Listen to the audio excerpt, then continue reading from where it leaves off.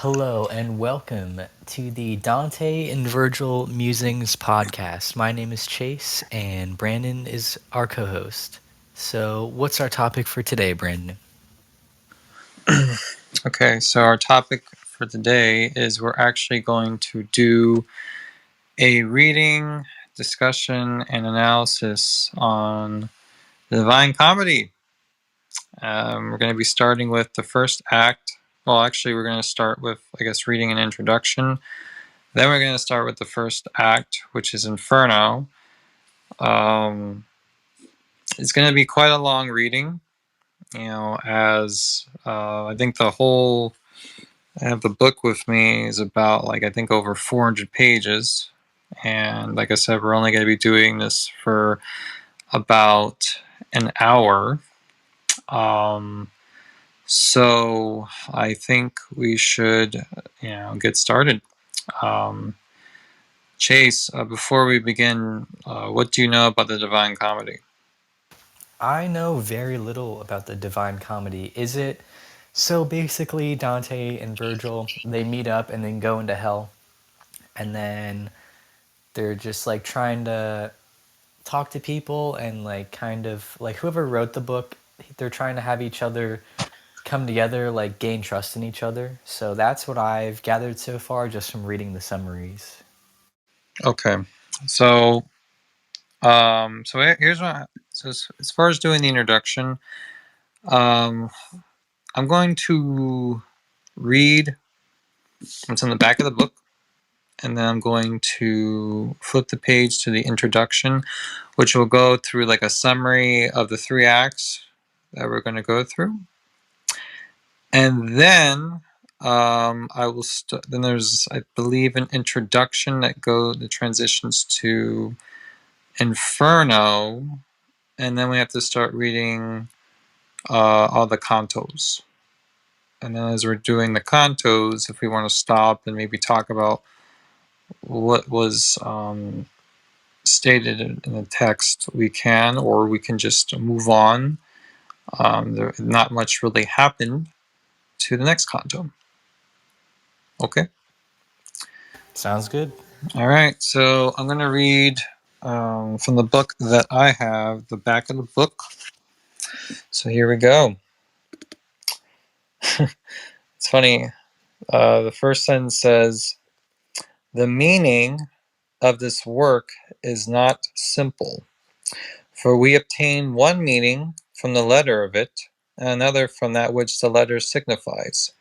And the first is called literal, but the other allegorical or mystical." Thus writes Dante Alighieri to Can Grande della Scala, his patron, about the purpose and recital of his Divine Comedy. Written between 1308 and the year of his death in 1321, this evocative, moving, and often startling epic poem is widely considered to be the last great work of medieval literature and the first great work of the Renaissance. Straddling two worlds on the brink of change, as one of the world's enduring literary heavyweights, its profound Christian message and detailed social and political commentary of 14th century Italy weave a rich tapestry of interpretation, meaning, and symbolism. Dante's allegorical analysis of the mystery of divine revelation to the unsuspecting human soul is beautifully conveyed as a subtle journey of wonder and self-discovery, made personal by characters and sinners drawn from his own lineage, contemporary Florentine life, mythology, and the Bible. From the pilgrim's deepening insight into the workings of evil and moral choice, hell, through to the dramatization of the nature and purpose of moral conversion, purgatory, to the blissfully mystical ascent before God, paradise. Dante's cosmic vision remains unparalleled. Even though we can't really see the illustrations, but it says with 35 illustrations by Gustave Dore, which you're not going to be able to see because I can only read it, but You can try to imagine it. Okay, so that's from the back. Now, it's a pretty good introduction. So it seems like, it's going to be quite a story or poem we're going to be reading. So, sorry as I'm flipping through the pages here. Let's see, contents, list of plates. All right, so do you want me to read the introduction that kind of covers like a summary of all three parts? Or should I just get Yes. right to the Inferno? Oh, you want me just to read the. Okay, I can do How it. long would that take, though? Well, let's see, it's only about one, two. Like, it's very little, it's like 3 pages. All right, let's go. Let's do it. All right. Okay. Introduction. Dante Alighieri, 1265 to 1321, was born into a noble Florentine family in a city torn apart by rival clans. While feudal aristocracy backed imperial authority, Ghibellines, and Algeri family supported the Pope, the Guelphs. Their party eventually splintered into hostile white and black factions. Offended by Pope Boniface the Eighth's interference in secular affairs, Dante too became embroiled in this sectarianism and joined the White Guelphs. He was banished following the Black Guelph victory of 1302. Although he enjoyed the patronage of powerful northern Italian princes, his future political allegiances were misguided. He died in exile in the Ravenna in 1321. The Divine Comedy, the first book to be written in the Italian Vulgate instead of Latin, was begun in 1308 and contains 3 cantiche. Inferno, Hell, Purgatorio, Purgatory, and Paradiso, Paradise. Written in terza rima, a verse scheme of 3-line stanzas with interlocking rhyme patterns, ABA, BCB, CDC, and so on. Dante's influences include the classics, the Neoplatonists, Aristotle, natural philosophy, and theology. The Inferno's opening canto is a microcosm of the entire work, and its topography prefigures the 3 realms of the soul's afterlife: the dark wood, hell, the barren slope, Mount Purgatory, and the blissful mountain, paradise. The epic poem juxtaposes human privation, injustice, and imperfection with divine freedom, justice, and perfection. Dante's allegorical theme of God's gradual revelation to an unsuspecting, unprepared pilgrim beautifully illustrates the concept of the rational human soul choosing salvation of its own free will. The use of real-life characters, autobiographical detail, personal failures and triumphs, sophisticated eschatological eschatological discourse, and the denunciation of contemporary politics renders the poem unique. The images remain unsurpassed: galloping centaurs, devils, chained giants, cannibalism, dazzling angels, supernatural rivers and trees, configurations of lights, and a heavenly stadium.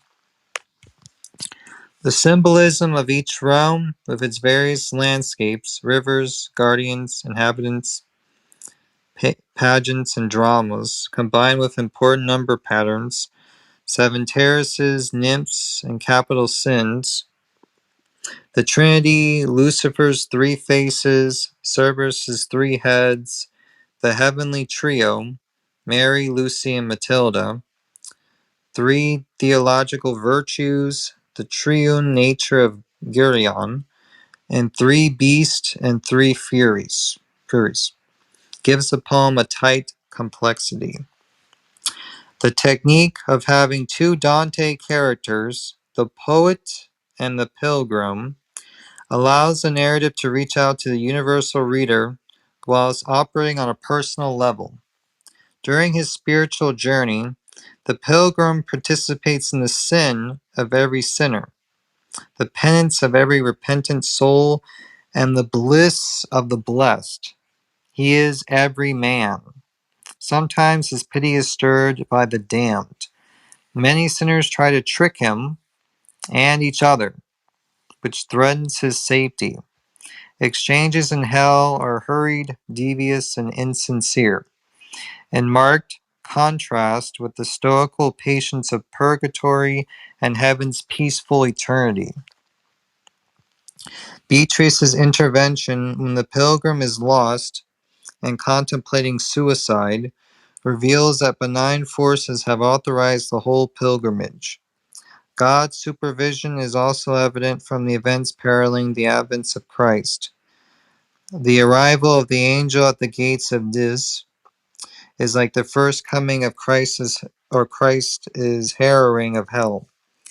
The pair of angels making their descent into the valley is like the second coming of Christ entering Christian hearts. And Beatrice appears in the earthly paradise, like the third coming or final judgment. Virgil and Beatrice embody qualities that change with major shifts in the narrative. Where logic is required over faith, hell, Virgil is a wonderful personification of reason or human wisdom. He wards off danger and shows the way in spite of his pre-Christian limitations. Where faith supersedes reason, he fades into the background and feels self-conscious. His answer is limited by a lack of Christian knowledge. Stepping in to pass judgment on the pilgrim after he has been crowned and mitred by Virgil is Beatrice. She appears on the pageant's chariot as a sacrament of the body of Christ in the church. No longer just an earthly model of beauty and courtesy, she now embodies divine wisdom, revelation, and grace. And in her eyes is reflected the dual nature of Christ and the griffin. Hell Inferno.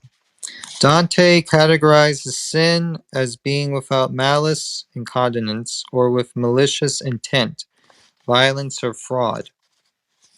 Cowardice and indecisiveness escape this dichotomy and are marginalized within limbo. Heresy is in a kind of no man's land as it refutes Christian reality and the soul's immortality yet does not involve sinful action. Hell under the city of Jerusalem in the northern hemisphere extends funnel-like into the earth's core. Dante and Virgil are forced to climb down Lucifer's body because Mount Purgatory lies in the opposite southern hemisphere. The pilgrim's behavior sometimes mirrors that of the damned. For example, he chooses not to interact with the indecisives. He compares his excusable vandalism of church property with Boniface's inexcusable destruction of the church's foundations. And the language he uses when conversing with the thieves suggests that he is contributing to the transformations themselves. Here are a few examples of contrapasso, the logical relationship between punishment and offense. The suicides sever ties with their body, so they will be denied human form on Judgment Day. The profligates who were violently wasteful are chased and torn by dogs through trees because property was seen as an extension of the body, and this kind of violence was tantamount to suicide. The flatterers are immersed in their verbal, excuse my language, diarrhea. The simonists are given inverted baptisms with fire to illustrate their ecclesiastical perversion. Sorry if I pronounced that wrong. The Benedictine garb of the hypocrites condemns their false piety, whilst the thieves' multiple transformations parody reincarnation and reflect their inability to separate mine from thine. Fraudulent, silver-tongued rhetoric is condemned by the flaming tongues that consume the evil counselors, while those who divided institutions, communities, and families are ripped open. The corrosive influence of falsification on metals, alchemists, money, counterfeiters, identity, impostors, and truth, liars, is fittingly expressed through the diseased state of their bodies and minds. Church doctrine unfolds within a dark, noisy, smelly, and antagonistic panorama where teachings are witnessed through the actions of sinners. As the pilgrim progresses through purgatory on his way to paradise, learning more and more by example, he hears long discourses about philosophical and theological doctrine from his teachers Virgil, Beatrice, Stadius, Lucy, Saint Bernard, until his faith comes to be examined by three of the apostles Peter, James, and John. Purgatory. Purgatorio. Hell and heaven are eternal states. Purgatory is a place of transition where souls do penance and are in contact with the living.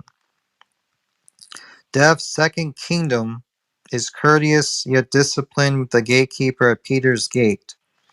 The rule of the mountain and angel guardians stationed all the way up the terraces to the earthly paradise. It is fitting that the journey from purgatory to the first cornice should be the most arduous. The mood is one of joy. Lovers are reunited and all souls are bound for heaven. But there is melancholy and austerity here as well because acute contrition is required to purge the stain of capital sin.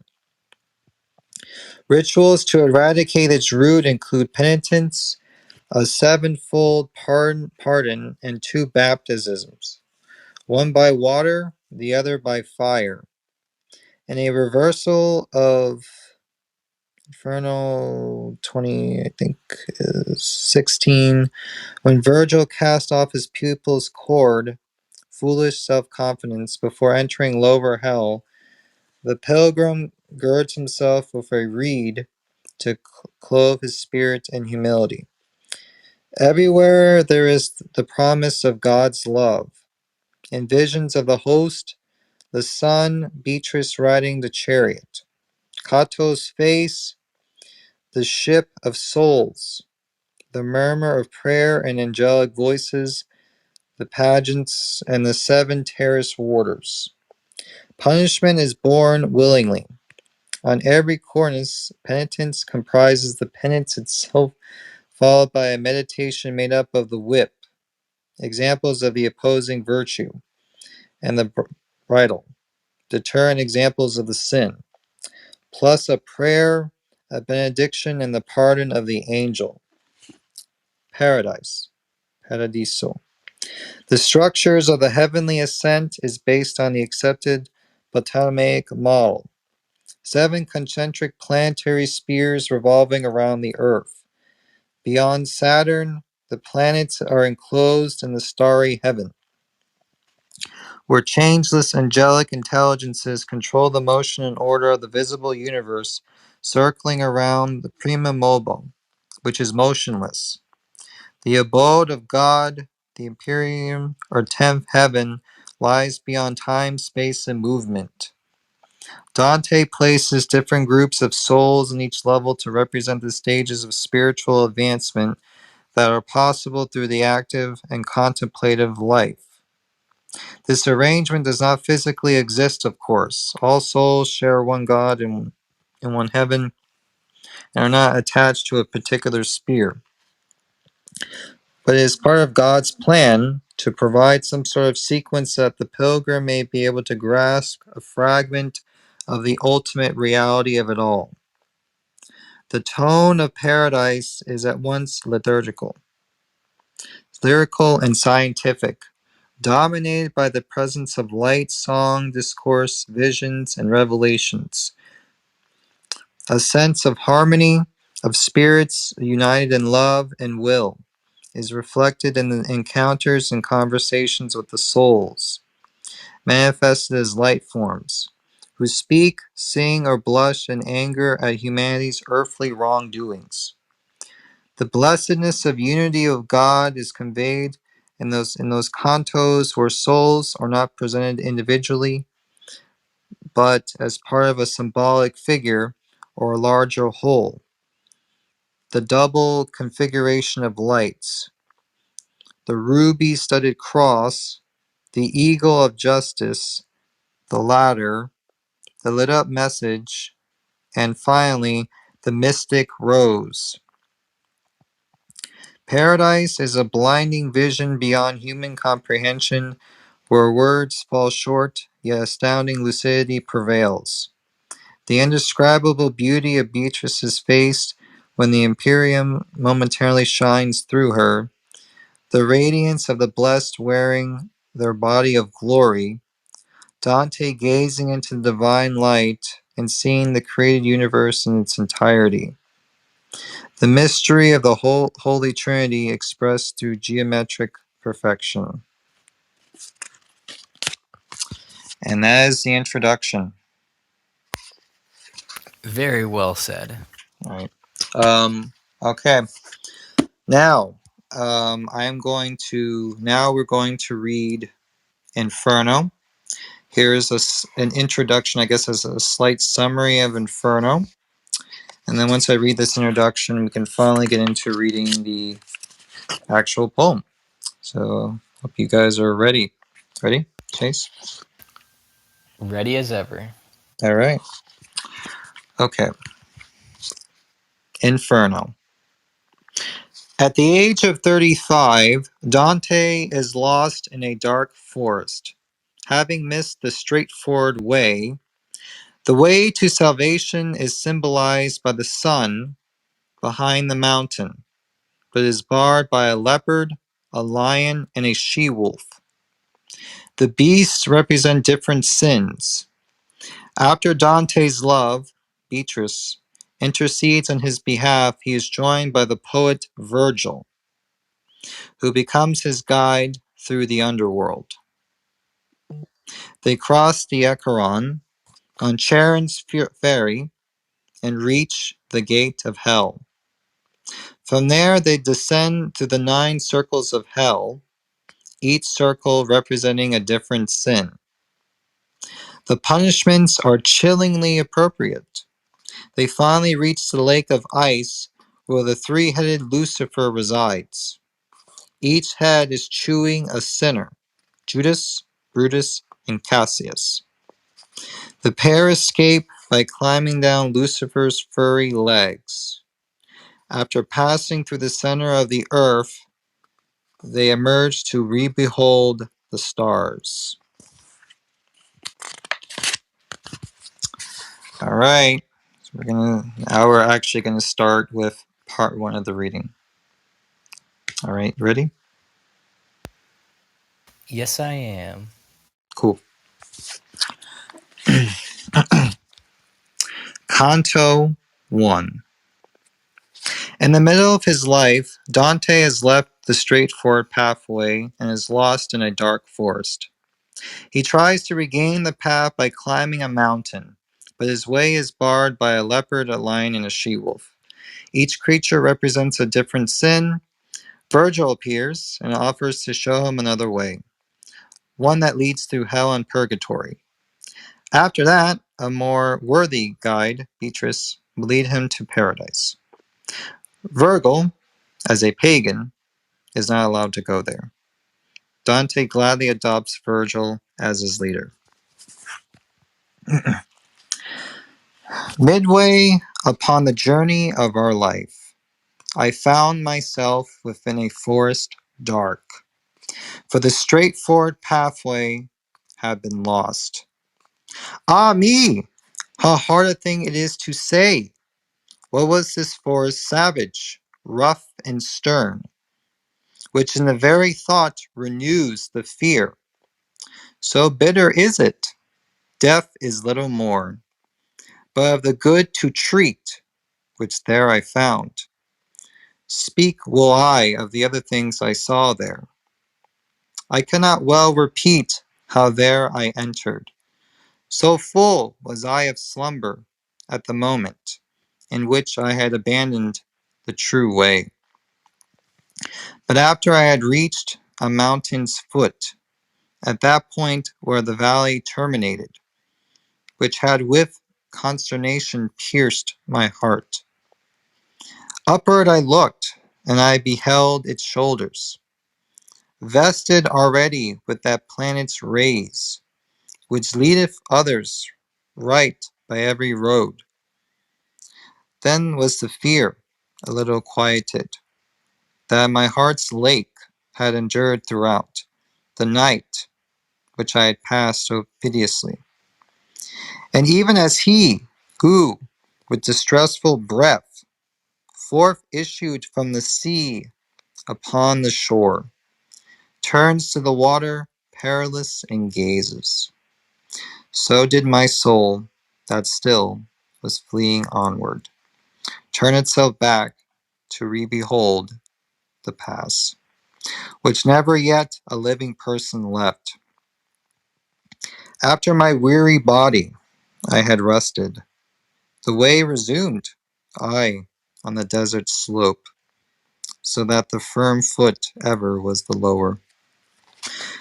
And lo, almost where the ascent began, a panther light and swift exceedingly, which with a spotted skin was covered over, and never moved she from before my face, nay, rather did impede so much my way, that many times I to return had turned. The time was the beginning of the morning, and up the sun was mounting with those stars, that, if them were, but time the love divine, at first in motion set those beauteous things, so were to me occasion of good hope. The variegated skin of that wild beast, the hour of time, and the delicious season. But not so much, that did not give me fear. A lion's aspect which appeared to me. He seemed as if against me he were coming, with head uplifted and with ravenous hunger, so that it seemed the air was afraid of him. And a she-wolf that with all hungerings seemed to be laden in her meagerness.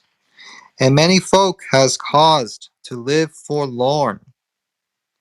She brought upon me so much heaviness, with the affright that from her aspect came, that I the hope relinquished of the height. And as he is who willingly acquires, and the time comes that causes him to lose, who weeps and all his thoughts and is despondent.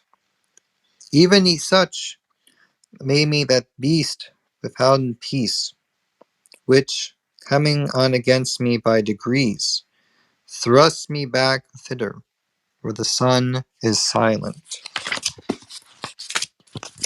While I was rushing downward to the lowland, before mine eyes did one present himself, who seemed from long continued silence hoarse. When I beheld him in the desert vast, have pity on me! Unto him I cried, whichever thou art, or shade or real man. He answered me, not man. Man once I was, and both my parents were of Lombardy, and Mantuans by country, both of them. Sub Julio was I born, though it was late, and lived at Rome under the good Augustus, during the time of false and lying gods. A poet was I, And I sang that just, son of Achises, who came forth from Troy, after that Ilion the superb was burned. But thou, why goest thou back to such annoyance? Why climbest thou not the mount delectable, which is the source and cause of every joy? Now art thou that Virgilus, and that fountain, which spreads abroad so wide a river of speech. I made response to him with bashful forehead. Oh, of the other poets' honor and light, avail me the long study and great love that have impelled me to explore thy volume. Thou art my master, and my author thou art alone the one from whom I took the beautiful style that has done honor to me. Behold the beast, for which I have turned back. Do thou protect me from her, famous sage, for she doth make my veins and pulses tremble. Thee it behooves to take another road, responded he, when he beheld me weeping, if from this savage place thou wouldst escape, because this beast, at which thou criest out, suffers not any one to pass her way, but so thou harass him, that she destroys him, and has a nature so malign and ruthless, that never doth she glut her greedy will, and after food is hungrier than before. Many the animals with whom she weds, and more they shall be still, until the greyhound comes, who shall make her perish in her pain. He shall not feed on either earth or pelf, but upon wisdom, on love and virtue. Twixt Feltro and Feltro shall his nation be. Of that low Italy shall he be the savior, on whose account the maid Camilla died, Earlius, Turnus, Theseus, of their wounds. Through every city shall he hunt her down, until he shall have driven her back to hell, there from whence envy first did let her loose. Therefore I think and judge it for thy best, thou follow me, and I will be thy guide, and lead thee hence through the eternal place, where thou shalt hear the desperate lamentations, shalt see the ancient spirits disconsolate, who cry out each one for the second death. And thou shalt see those who contented are within the fire, because they hope to come, whenever it may be, to the blessed people. To whom, then, if thou wishest to ascend, a soul shall be, for that then I more worthy. With her at my departure I will leave thee. Because that emperor who reigns above, in that I was rebellious to his law, with that through me none come into his city. He governs everywhere, and there he reigns. There is his city, and his lofty throne. O happy he whom thereto he elects, and I to him, poet, I thee entreat, by that same God whom thou didst never know, so that I may escape this woe and worse. Thou wouldst conduct me there, where thou hast said, that I may see the portal of St. Peter, and those thou makest so disconcerted. Then he moved on, and I behind him followed. End of Canto 1. What did you think? So let's take a pause for a moment. With Jace, do you have the PDF? Or are you just like listening when I'm reading? I'm just listening for now. Okay. Yeah, what did you think about that and the way that this has been written? I think it's a little bit hard to follow, but like after you think about it and hear it, it'll like settle in eventually. Just it's so different from the way people talk today. Yeah, I know, right? That's why I figured. Well, like I said, we're called like the Dante and Virgil musings. This is kind of like the word Dante came from this the Dante Alighieri, and Virgil's the poet.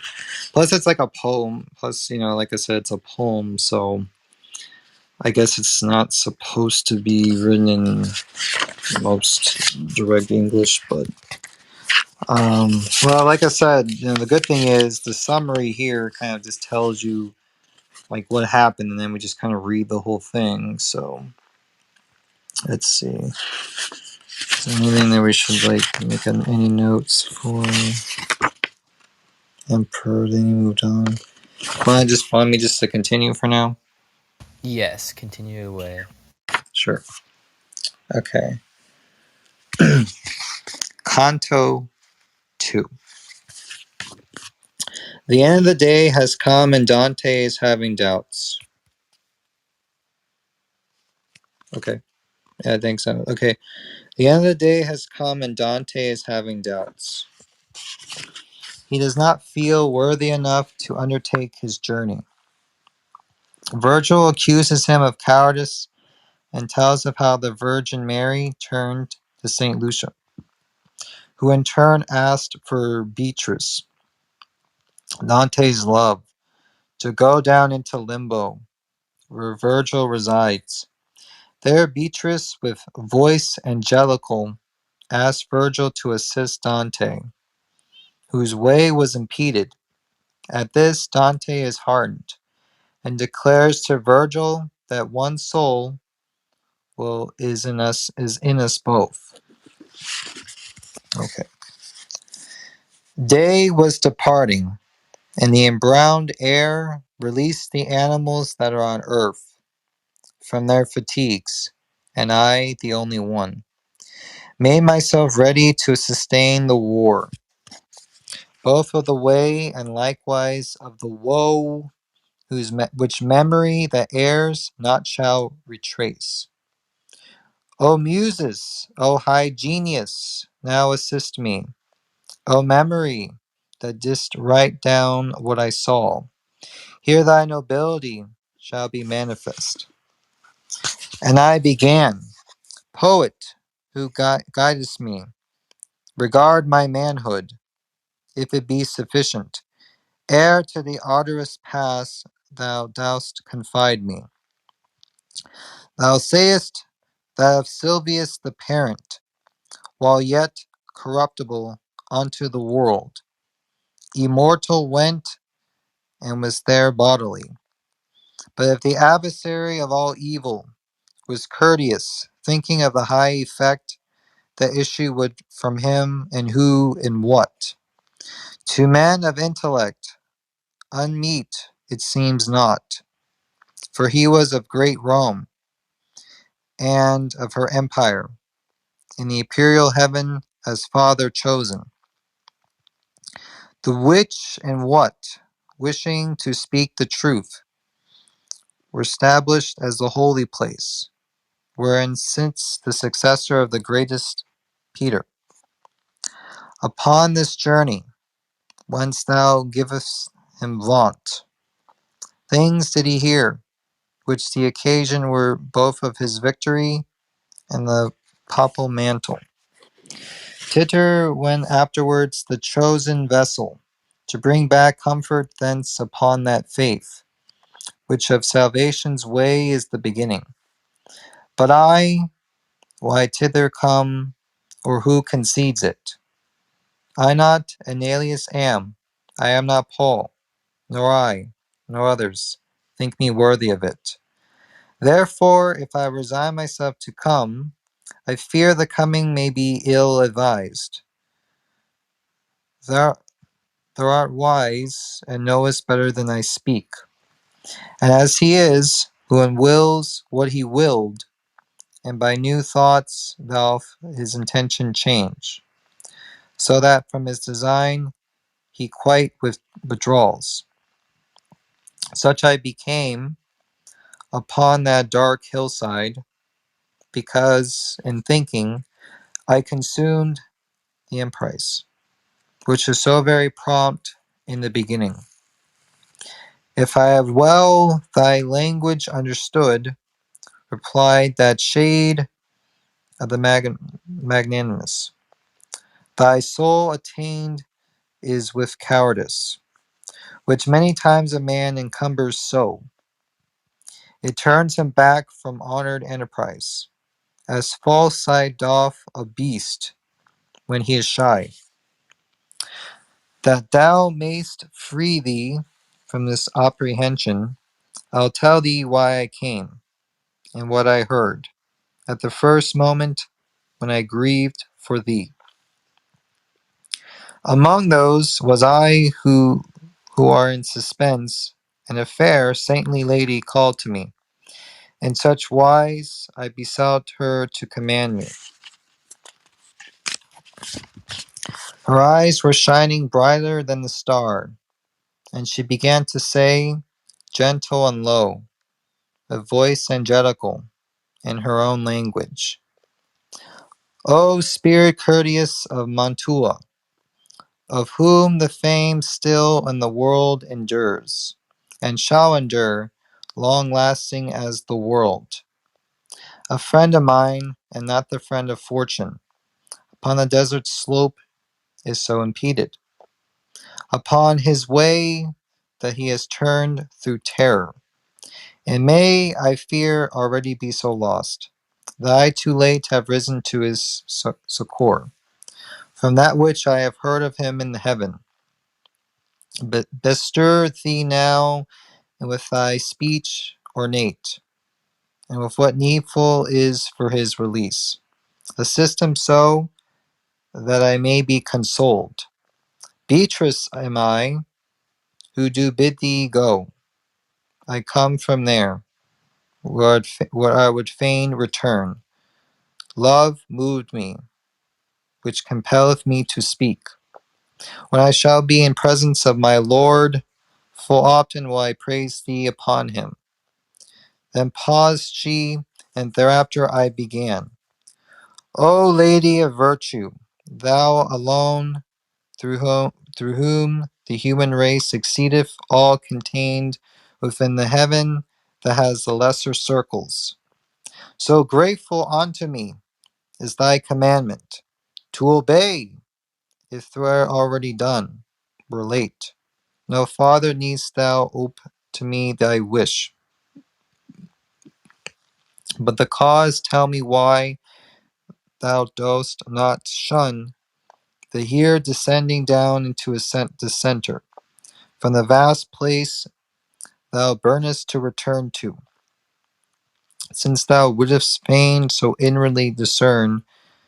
Briefly will I relate.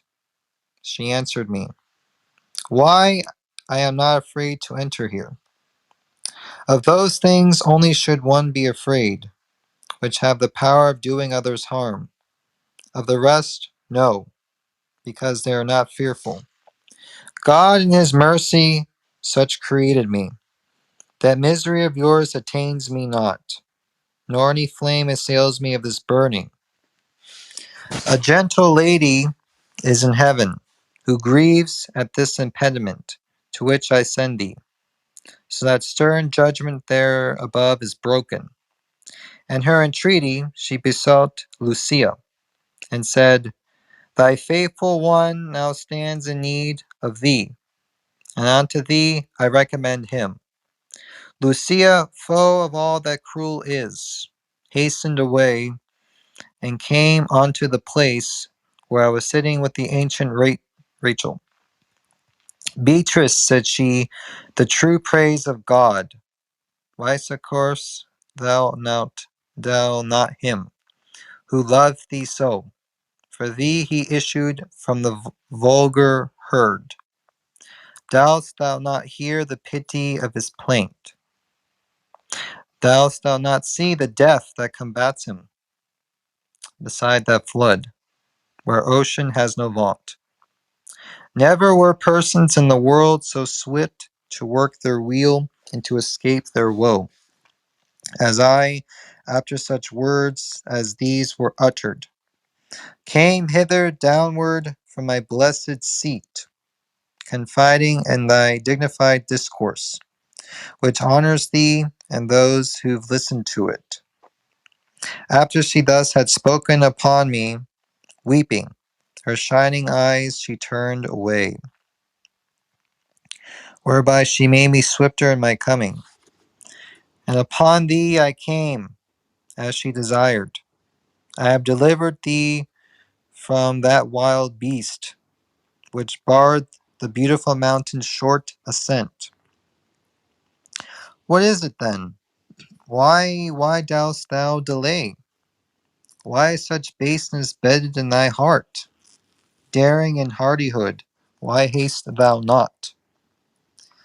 Seeing that three such ladies benedict are caring for thee in the court of heaven, and so much good my speech doth promise thee, even as the flowerets by nocturnal chill bow down enclosed when the sun whitens them, uplift themselves all open on their stems.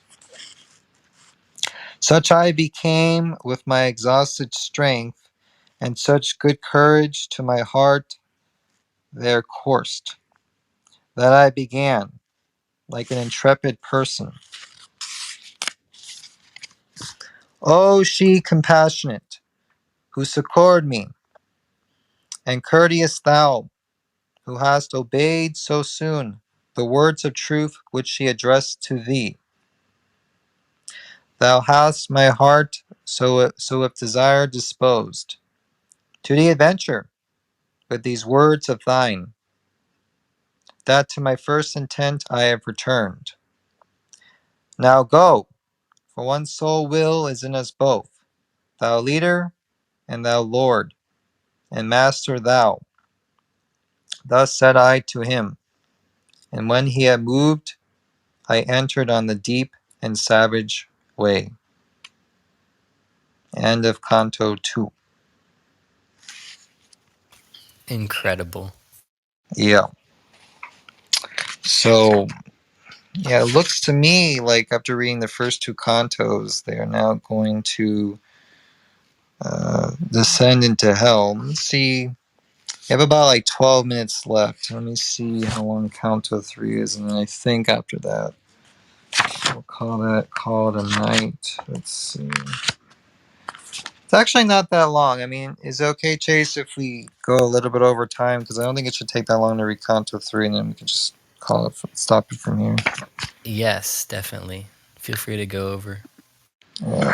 Okay, we're going to read Canto 3, and then that'll be it for part 1. We have a long way to go. Like I said, this is Alice. You just joined. We're reading the whole Divine Comedy, and this is like about over 400 pages. And you're gonna be hearing us reading. Every canto is like a poem, pretty much. So you're gonna be hearing us reading this. Pretty much, it's gonna be sounding like this from now until like page 400 something. And this is Inferno. So, all right. Canto 3. As Dante and Virgil enter hell's antechamber, they see words inscribed above its gate, and hear the cries of the indecisive, the first group of damned souls. These moral cowards, rejected by heaven yet ignored by hell, have to chase a banner whilst being plagued by hornets and flies. Charon the boatman refuses to carry Dante, a living soul, across the river Acheron on hell's outer boundary. For Virgil declares that heaven wills it. A fierce wind picks up and Dante swoons. Alright, so this is actually going to get good, I think. Through me the way is to the city dolent. Through me the way is to eternal dole. Through me the way among the people lost. Justice incited my sublime Creator, created me divine omnipotence, the highest wisdom and the primal love. Before me there were no created things, only eternal, and I eternal last. All hope abandon, ye who enter in. These words in somber color I beheld, written upon the summit of a gate, whence I, their sense is, master, hard to me, and he to me as one experienced. Here all suspicion needs must be abandoned. All cowardice must needs be here extinct. We to the place have come where I have told thee, thou shalt behold the people Dolores, who have forgone the good of intellect. And after he had laid his hand on mine with joyful mien, whence I was comforted, he led me in among the secret things. Their sighs, complaints, and ululations loud resounded through the air without a star, whence I, as at the beginning, wept thereat. Languages diverse, horrible dialects, a sense of anger, words of agony, and voices high and hoarse, with sound of hands, made up a tumult that goes whirling on, forever in that air forever black, even as the sand thought when the whirlwind breathes. And I, who had my head with horror bound, said, Master, what is this which now I hear? What folk is this, which seems by pain so vanquished?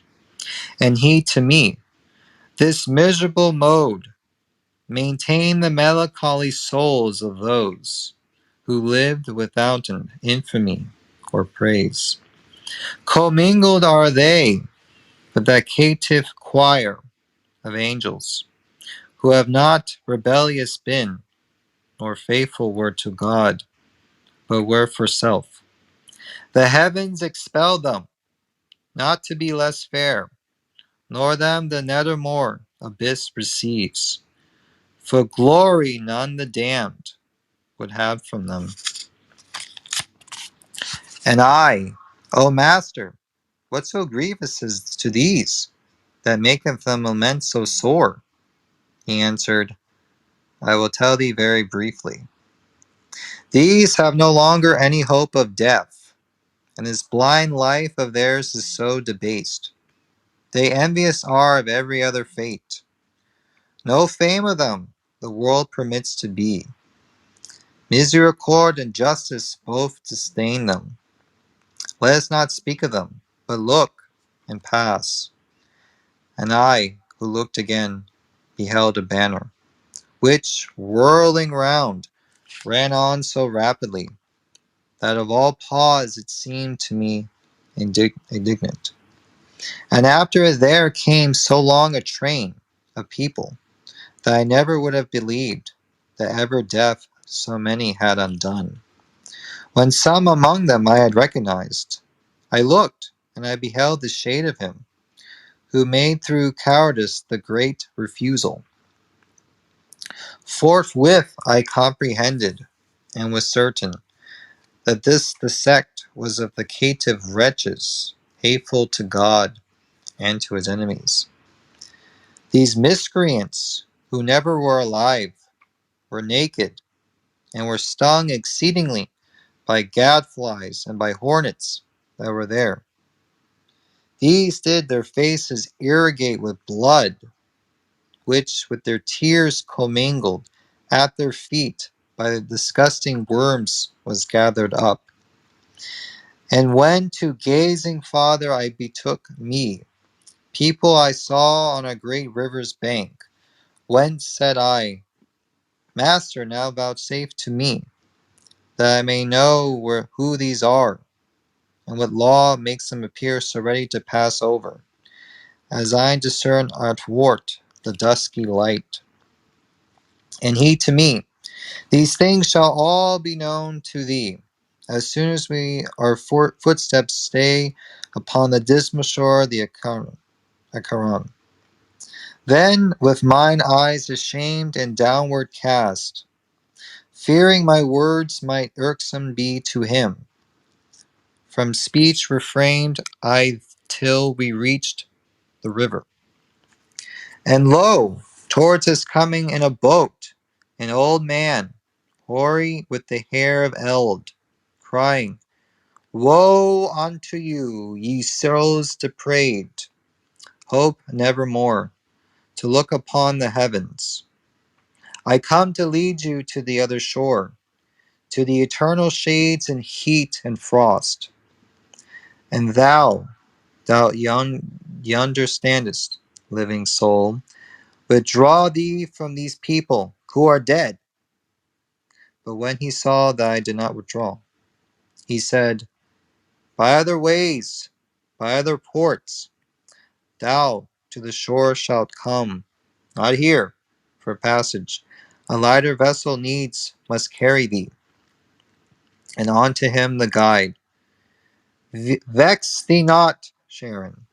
It is so willed there where is power to do that which is willed, and farther question not.